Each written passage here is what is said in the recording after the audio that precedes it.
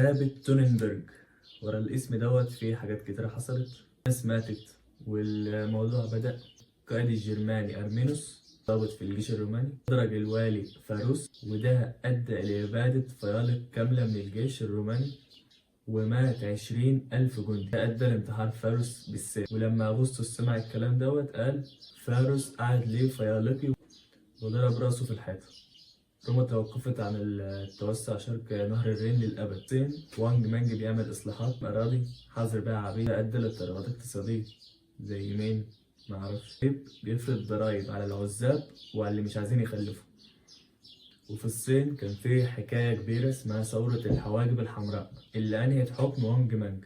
الثورة دي اسمها إيه منين؟ عشان كانوا بيدهنوا حواجبهم أحمر. سهل. الثورة إن النهر الأصفر انحرف وأدى لفيضانات وشرد ملايين. مانج كان اشتراكي، كان بيأمم أراضي بس فشل زي حد كده. المصيبة كبرت ولسه قاعد ياخد في ضرايب. كان الحروب اللي هو بيدخل فيها الفلاحين في شانونج كعصابة.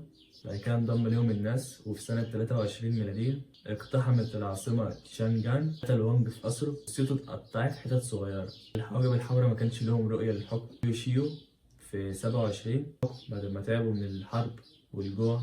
بس مش حاجة تانية عايز أقولها. سلام.